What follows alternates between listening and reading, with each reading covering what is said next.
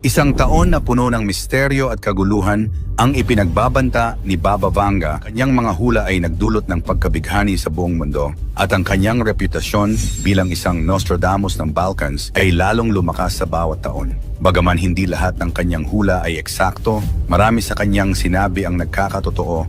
Nabulag siya sa murang edad dahil sa isang aksidente. At mula noon ay sinasabing nagkaroon siya ng kakayahang makakita ng mga bagay na hindi nakikita ng ordinaryong tao. Ang mga sumusunod na kilalang pangyayari ay nahulaan umano ni Baba Vanga, gaya ng pag-atake noong September 11, 2001 sa 9/11. Ang pagkasawi ni Princess Diana, ang pagkakaroon ng unang African-American na presidente na si Barack Obama, at ang pagputok ng Chernobyl, at marami pang iba na tila naging makatotohan. Taon-taon ay may mga lumalabas na balita tungkol sa mga hula niya na tila umano naging totoo. Kaya naman sa videong ito ay ating aalamin ang 10 nakakatakot at nakakakilabot na prediksyon ni Baba Vanga sa taong 2026. Number 10. Pagkakaroon ng advanced weather manipulation. Prediction: the forces of nature will be controlled. Sinasabi raw ni Baba Vanga na ang panahon ay posibleng manipulahin ng tao. Gaya ng paglikha ng ulan, pagpapaulan ng niebe, pagbuo ng bagyo, o pagkontrol sa tagtuyot. Sa panahon ngayon, hindi na ito malayong mangyari. May mga haka-haka na may ilang bansa na raw ang gumagamit ng teknolohiyang tulad ng cloud seeding, geoengineering, at mga proyekto gaya ng HAR na sinasabing may kakayahang baguhin ang mga atmospheric conditions. Hindi lang mga climate disasters gaya ng biglaang pagbaha, sobrang init o pagkatuyot sa mga pananim, kundi pati na rin geopolitical conflicts. Isipin mo paano kung isang bansa ang pagbintangan na sila ang may kagagawa ng isang malawakang bagyo o tagtuyot. Sa panahon ng matinding kompetisyon sa pandaigdigang kapangyarihan, ang kakayahang baguhin ang panahon ay pwedeng gawing sandata isang silent weapon na maaaring makapinsala sa ekonomiya, kalikasan at buhay ng milyon-milyong mga tao. Number 9. Pagkawala ng halaga ng pera paglipat sa digital currency. Prediction: money will lose its value and a new form will arise. Parang sinasabi niya na mawawala ang halaga ng physical money. Ngayong unti-unti nang pumapasok ang digital currency, crypto, at central bank digital currency, tila tumatama ang hula. Sabi ng ilang ekonomista, ang 2026 ay taon kung saan mas maraming bansa ang maglulunsad ng opisyal na digital currency. Pero kasabay nito, babala rin ito sa hacking, financial control, at surveillance. Number 8. Pag-atake sa Europa gamit ang bioweapon. Prediction: a big country will test biological weapons in Europe. Isang malupit na prediksyon na isang bansa raw ang mag-eeksperimento o gagamit ng biological weapon. Sa gitna ng geopolitical tension at paglabas ng mga classified documents tungkol sa lab leaks, may mga naniniwala na posibleng ito sa mga bansang may history ng biological research. Ito raw ay magdudulot ng panibagong panic at health crisis. Number 7. Pagkawala ng moralidad ng tao. Prediction: people will stop distinguishing good from evil. Ayon kay Baba Vanga, dumarating na ang panahon kung saan nawawala na ang moral compass ng sangkatauhan. Mapapansin ito sa social media, fake news, cancel culture, at desensitized na mga tao sa karahasan. Sa 2026, maaaring tumaas pa ang mga issues sa mental health, identity crisis, at mga extreme ideology. Number 6. Paglitaw ng bagong energy source mula sa kalikasan. Prediction: a new energy source will be discovered in nature. May mga scientists na nagtuturo sa nuclear fusion, zero-point energy, or hydrogen-based fuels. Kung mangyari ito sa 2026, ito ang maaaring maging energy revolution na papalit sa fossil fuels. Positibo ito, pero babala rin pag-aagawan ito ng mga makapangyarihang bansa. Number 5. Global water shortage. Prediction: water will become more precious than gold. Ayon umano sa hula ni Baba Vanga, pagsapit ng taong 2026, posibleng danasin ng mundo ang isang matinding kakulangan sa malinis na tubig. Sa kasalukuyang datos mula sa United Nations, tinatayang bilyon-bilyong tao na ang wala pa ring access sa ligtas na inuming tubig, at kung magpapatuloy ang ganitong trend, baka nga tama si Vanga, baka dumating ang panahon na mas mahal pa ang tubig kaysa sa ginto. Ang kakulangan sa tubig ay hindi lang simpleng inconvenience. Maaari itong magdulot ng malawakang krisis, posibleng magkaroon ng mass migration, kung saan ang mga tao ay mapipilitang lumikas mula sa mga tuyot at tigang na lugar. Maaari ring magdulot ito ng gulo at kaguluhan sa mga bansang mag-aagawan sa natitirang supply ng tubig. At syempre, apektado rin ang agrikultura na magtutulak sa pagtaas ng presyo ng pagkain at iba pang pangunahing bilihin. Sa kasalukuyang data ng United Nations, bilyon-bilyong tao ang kulang sa malinis na tubig. Maaring magsanhi ito ng migration, conflict at pagtaas ng presyo sa pagkain at kalakal. Number 4, pagkakaroon ng space disaster o asteroid threat. Prediction, a celestial body will threaten the Earth. Tila may babala siya ukol sa isang malaking space object na magiging banta sa mundo. May mga report mula sa NASA na patuloy ang monitoring sa mga near-Earth objects. Habang maliit ang tsansa, sinasabing ang 2026 ay posibleng magdala ng surprise cosmic event. Number 3, pagtaas ng artificial na pagkabuntis at genetic engineering. Prediction, humans will be grown in labs. Ayon sa hula, magiging normal na raw ang mga lab-grown babies o artificial wombs. Ngayon pa lang may mga bansa na nagsasagawa ng ganitong research sa 2026. Posibleng ito'y maging legal at laganap. Babala, maganda man ito para sa infertile couples, pero moral at ethical issue ang kaakibat. Number 2, paglabas ng bagong virus mula sa yelo. Prediction, ancient virus will emerge from the ice. Ayon umano kay Baba Vanga, isang sinaunang virus ang muling lalabas mula sa yelo. Isang invisible threat na matagal nang natutulog sa ilalim ng permafrost. Dahil sa global warming, unti-unting natutunaw ang Arctic at mga nagyayelong bahagi ng mundo. At kasabay nito, may posibilidad na magising muli ang mga ancient viruses na libu-libong taon nang nakakulong sa yelo.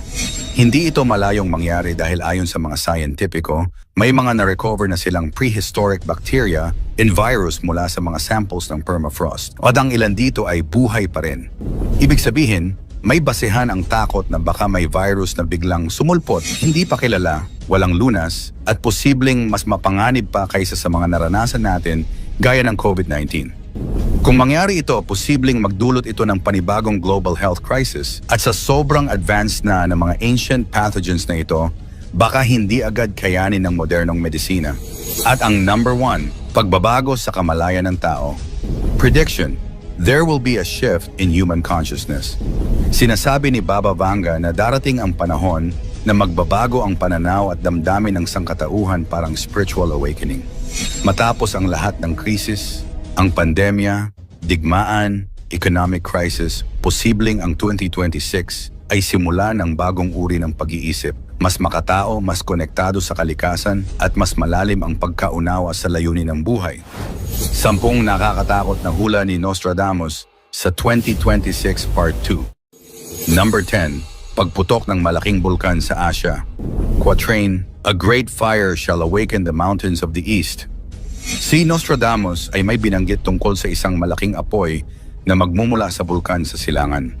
Maraming eksperto ang nag-uugnay nito sa posibilidad ng pagputok ng isang malaking bulkan sa Pacific Ring of Fire, posibleng sa Indonesia, Japan, o kahit sa Pilipinas. Kung mangyari ito, malaking epekto ang maidudulot nito sa maraming mga tao, apektado lahat ng ari-arian, kabuhayan at pagbabago ng klima at paglikas ng libu-libong tao. Number 9, pagbagsak ng pandaigdigang ekonomiya. Quatrain, riches shall fade like snow under the sun. Si Nostradamus ay may babala tungkol sa biglaang pagbagsak ng ekonomiya. Sa 2026, ilang mga eksperto ang naniniwala na posibleng mag-ugat ito sa utang ng malalaking bansa, digmaan, at climate disasters. Maaaring makita natin ang pagbagsak ng stock market, hyperinflation, at pagtaas ng presyo ng pagkain at langis. Number 8, matinding pagbabago sa klima. Quatrain, the earth shall burn at 45 degrees. Bagamat nabanggit na sa part 1 ng ating video ang climate crisis, sa part 2 mas matindi. Heat waves na magdudulot ng malawakang tagtuyot at dambuhalang baha sa ibang bahagi ng mundo na makapagpapasawi sa maraming may buhay at makakasira sa kabuhayan at kabahayan ng mga tao. 2026 daw ang isa sa mga taong pinakaapektado ng extreme weather events, ayon sa ilang interpretasyon ng mga eksperto. Number 7. Pag-angat ng isang bagong leader. Quatrain, A young lion shall rise. May pahiwatig si Nostradamus tungkol sa paglitaw ng isang batang leader na magdadala ng malaking pagbabago, maaaring mabuti o masama. Hindi malinaw kung ito ay sa Asia, Europa o Amerika, pero madalas itong iugnay sa mga bansang may political crisis ngayon. Number 6. Pagkawasak ng isang malaking lungsod. Quatrain, The great city by the sea shall be consumed by fire. May mga interpretasyon na ang isang coastal city ang tatamaan ng sakuna, maaaring sunog, pagsabog o kombinasyon ng lindol at tsunami. Ang mga hula na ito ay madalas iniuugnay sa mga megacity tulad ng Tokyo, Los Angeles o Shanghai. Number 5. Pag-usbong ng mas matinding pandemya. Quatrain, Near the gates of the new city shall be two scourges, bagong outbreak o mutated disease. Ayon sa World Health Organization, laging may posibilidad ng bagong pandemic kada ilang taon. Hindi imposibleng 2026 ay taon ng bagong health threat. Kaya sinasabing palakasin ang public health system at pag-iwas sa fake news. Bagamat marami ang nagsasabing tapos na ang pinakamalalang pandemya, may mga interpretasyon na 2026 ay daaring taon ng paglabas ng mas mabagsik na sakit. Hindi malinaw kung ito ay natural o gawa ng tao, pero nakalagay sa ilang pagsasalin na ito ay may kinalaman sa bagong lungsod o urban outbreak.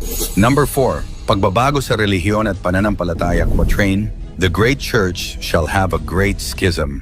Ayon sa ilang tagapagsalin, 2026 ay maaaring magmarka ng malaking pagbabago sa relihiyon hati sa pananampalataya, paglakas ng mga bagong sekta, at panghihina ng ilang malalaking simbahan. Ito ay magdudulot ng pagkalito at pag-aalangan sa mga tao kung saan ba sila kakapit sa panahon ng kaguluhan. Ito daw ang babala ni Nostradamus sa pagdating ng isang mapanlinlang na leader, maaaring political, religious, or tech figure na magpapanggap na tagapagligtas. Pero sa likod nito ay kaguluhan, pananakop at digmaan.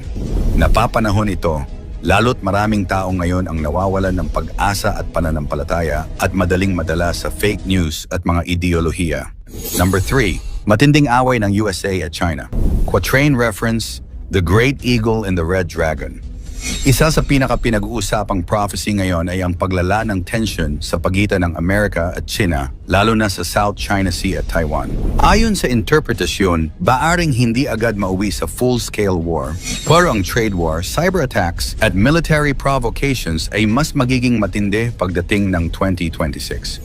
Number 2. Pagbagsak ng isang malaking bansa. Quatrain reference, The great power shall fall. Ayon sa ilang interpretasyon, may posibilidad na isang superpower o kilalang bansa ang biglang guguho hindi lang ekonomiya, kundi pati impluensya sa buong mundo. Marami ang nag-iisip kung ito ba ay Russia, USA, o isang bansang nasa gitna ng malaking utang at kaguluhan. Impact nito, kapag bumagsak ang isang higanting bansa, mahihila pababa ang maraming ekonomiya, posibleng magkaroon ng chain reaction sa merkado at seguridad. At ang ating number 1, posibleng pagsiklab ng World War III, o ang ikatlong digmaang pandaigdig. Quatrain, War shall begin between the two great powers. Isa sa pinaka-kinatatakutang hula ni Nostradamus ay ang posibilidad ng isang pandaigdigang digmaan. Isang napakalinaw na hula tungkol sa digmaan.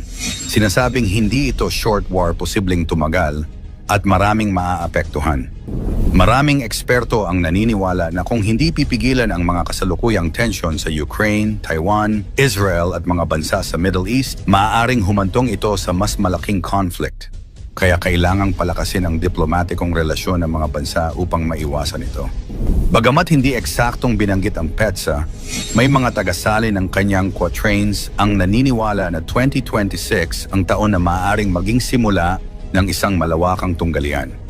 Dito binabanggit ang dalawang malalaking kapangyarihan na magbabanggaan na madalas iniugnay sa tensyon sa silangan, USA versus China o Russia versus NATO. Bakit ito nakakakilabot? Kasi habang pinapanood natin ngayon ang mga nagaganap sa Europa at South China Sea, tila papunta ito sa isang malaking gulo. Nakakatakot ba? Oo! Pero tandaan, mga hula ito, hindi pa ito nagaganap at wala pang tiyak na ebidensya na mangyayari talaga. Kaya ang pinakamahalaga, Maging handa tayo sa anumang sakuna, manatiling mapagmatsyag sa mga balita, at sa Diyos lang maniwala. Mas marami ang tsamba at coincidence kaysa totoong propesiya.